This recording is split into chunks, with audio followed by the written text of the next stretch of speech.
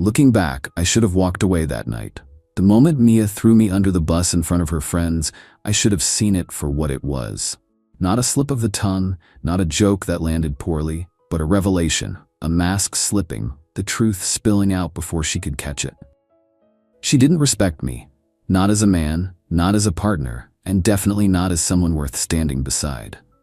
But I didn't leave, not right away. Instead, I smiled. I laughed along. I let her believe she had won, that her words had rolled off me like water. I let her think I was weak. Because people like Mia, they only learn the hard way, and I was about to teach her the most painful lesson of her life.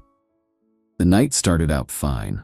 Mia had invited me to a dinner party at her friend Jessica's apartment. It was one of those upper-middle-class get-togethers where everyone tried to outshine each other, who had the best career, the best stories, the best vacation plans.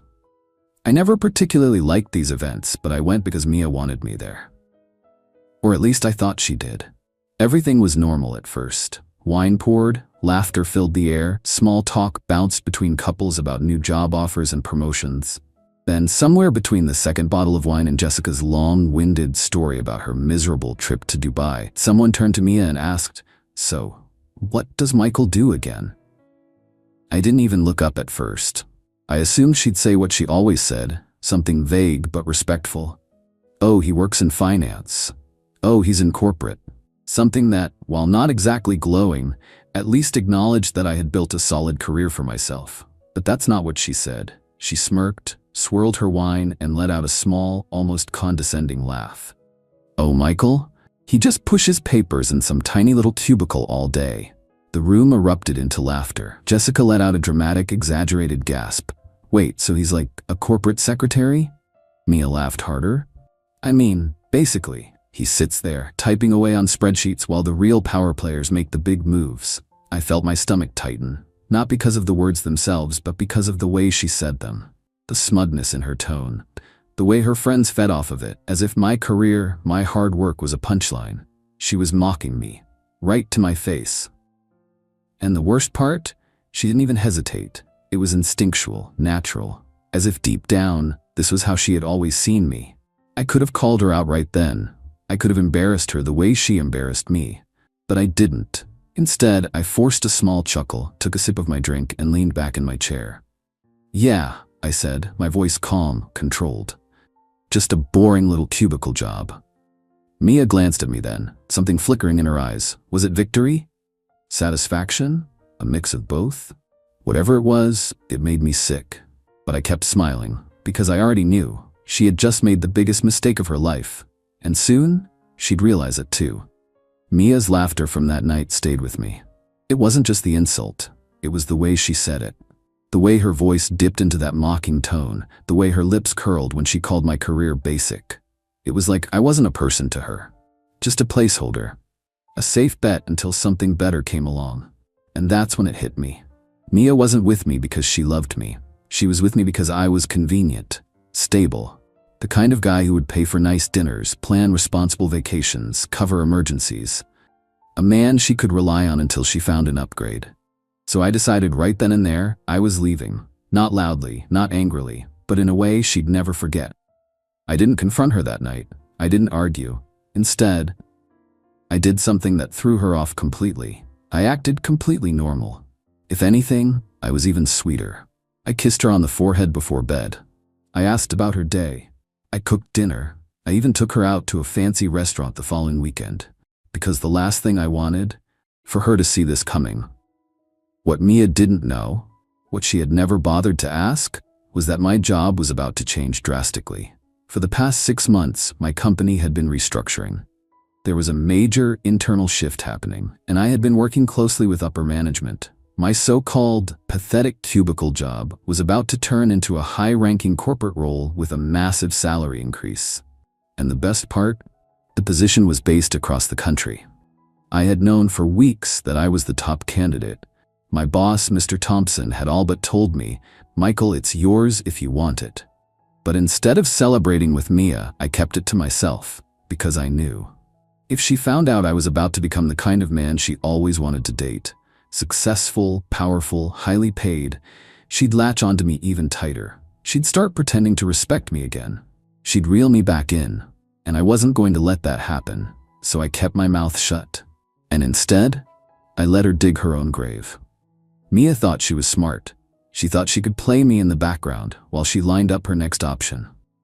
I noticed the shift a few weeks after the dinner party. She started texting more, but not to me. She started working late, but had no extra work to show for it. And then, she started bringing up Liam.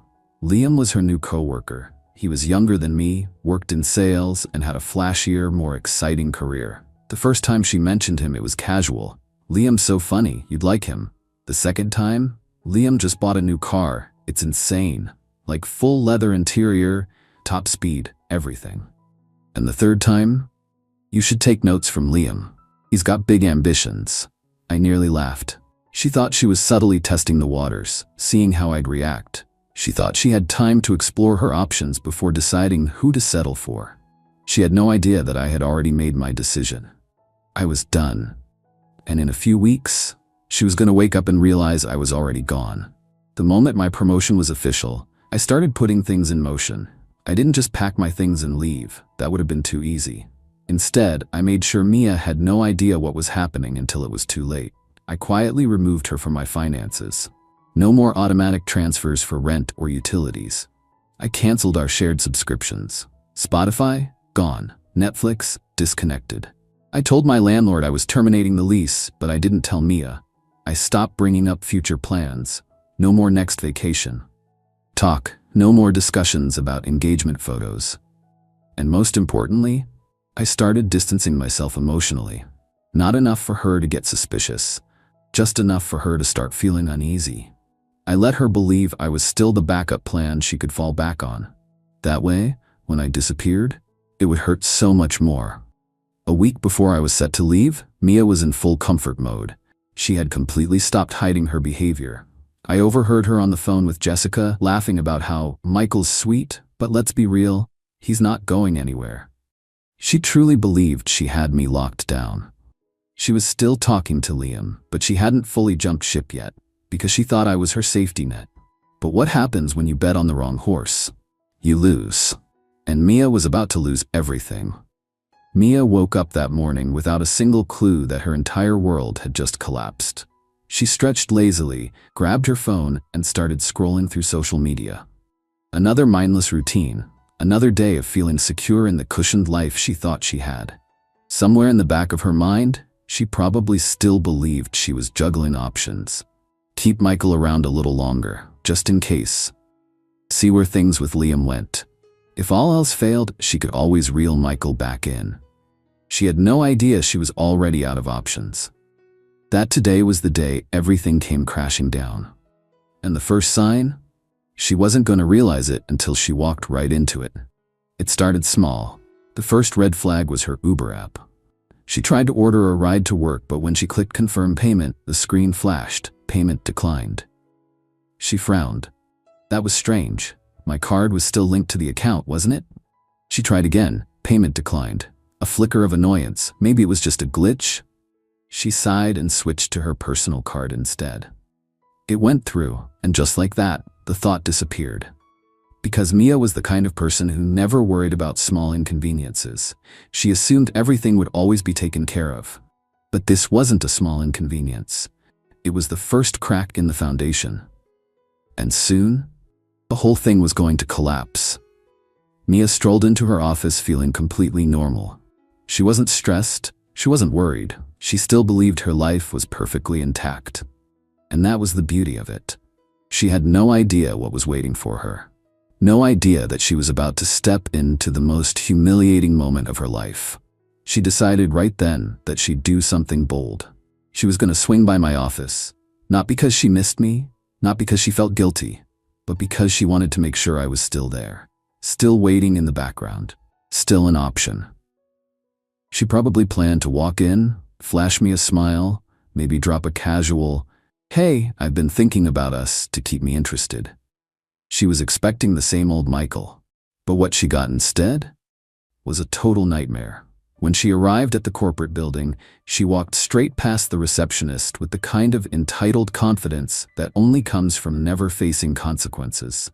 She made her way to my department, but when she turned the corner, she stopped dead in her tracks. My desk was empty, not messy, not temporarily unoccupied, empty, cleared out, gone. And in my place, some new guy was sitting there, typing away. Mia blinked. She felt something she hadn't felt in years, panic. She glanced around, looking for something, anything that made sense. Then she spotted one of my old coworkers, Kevin. "Hey," she said, forcing a casual smile. "Where's Michael?" Kevin looked up, surprised to see her. "Oh, he's gone. Left last week." Mia's stomach twisted. "Gone? What do you mean gone?" Kevin shrugged. "He got promoted, big role, moved across the country. He's already in the new office by now." Mia froze. She felt the blood drain from her face. This wasn't happening. This couldn't be happening. Michael? Gone? Just like that? Without saying a word, without even telling her? No. She forced a laugh, shaking her head. "Wait, no, that doesn't make sense. He would have told me." Kevin gave her a weird look. "I mean, he seemed pretty busy with the new job. Maybe he just didn't get a chance." That's when it hit her. He didn't tell her on purpose. Michael had known. He had known for weeks, and he had never said a word. He had let her sit there, thinking she still had control, thinking she could still play her little game. And now, he was gone. Without her. Without looking back. Without giving her a single chance to stop him. Her heart started pounding. She needed to fix this. Now, she needed to talk to him. So she pulled out her phone, opened our messages, and started typing. "Hey, I just stopped by your office. I had no idea you were moving. Can we talk?" She hit send. No response. She waited. Minutes passed. Nothing. Her stomach clenched. She tried calling, straight to voicemail. That's when her hands started shaking, because for the first time in her life, she realized she had completely lost. Mia spent the next 2 hours spiraling. She tried texting me again. "Michael, please, call me. I need to talk to you." Still nothing. That's when the rage kicked in. She tried convincing herself this was a misunderstanding, that I couldn't have actually left her behind, that I'd at least have the decency to explain myself. But then, her phone buzzed. A single message. From me. "Don't worry, Mia. I found a better opportunity. You understand, right?" Her breath hitched, because she knew exactly what that was. I had just thrown her own words back in her face, and I hadn't just left her, I had erased her. She tried calling again, voicemail. She sent another text. "Michael, please, don't do this." But she already knew. I was gone. And this time, I wasn't coming back. Mia had always been the type of woman who thought she could talk her way out of anything. She had spent her whole life coasting, getting by on charm, good looks, and an uncanny ability to convince people they needed her. She had never faced real consequences before. But that morning, when she read my final text, she realized something that made her stomach drop. This time, there was no fixing it. No smooth apology, no well-timed tears, no fake promises that could make me come back. She had gambled, and she had lost everything. After I left, Mia spent the next few days spiraling. She started with anger. I could picture it. Her pacing her apartment, tossing her phone onto the couch, ranting to herself. She probably told herself I was being dramatic or childish, that I'd come to my senses. She convinced herself that if she just played her cards right, she could still regain control. She just had to get people on her side. So she turned to her friends. But instead of support, she got a brutal wake-up call. Mia had always been the queen bee of her social circle. She was the one they envied, the one who had the stable guy, the planned-out future. But now, she was just another girl who got left behind. She called Jessica first. "You will not believe what Michael just did." Jessica yawned into the phone. "What, he finally left?" Mia's breath hitched. "What?" Jessica sighed. "Come on, Mia. Everyone saw this coming except you. You walked all over him for years. Guess he finally woke up." Mia froze. She tried to argue, tried to spin the story, but Jessica wasn't interested. Neither was Claire. When Mia called her next, she got an even colder response. "Mia, why are you acting surprised? You treated him like shh.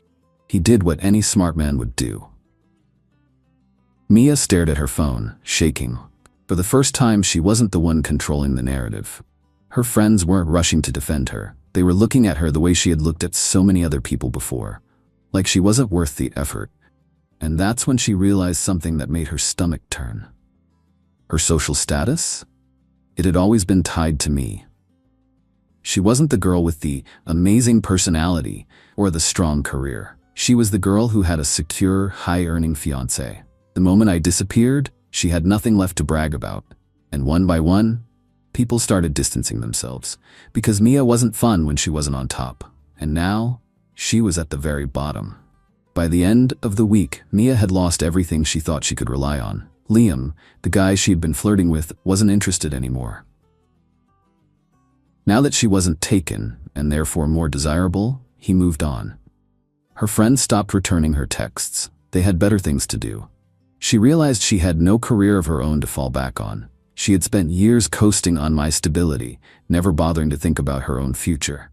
She had never been alone before. And now, she was terrified. So she did the only thing she had left. She tried to crawl back. It started with a text. "Hey, I miss you." I ignored it.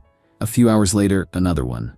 "Michael, please. I know I messed up. I was stupid. Can we just talk?" Left on read. Then, the call came. I didn't answer. Then another, and another. By the time I checked my phone the next morning, she had called me 32 times. But I didn't care, because I knew what she really missed. It wasn't me. It was the security I gave her. And that was gone forever. By the third day, the messages slowed down. Then, finally, she sent one last text. "Michael, please, I don't need anything from you. I just need to hear your voice. Just once." I read it, paused for a moment, and then I deleted it. No response, no closure, just silence. Because Mia had spent years looking down on me, treating me like I was some backup plan, some safe little option. And now, she was the one left behind. She was the one watching me move forward. And me? I was already gone.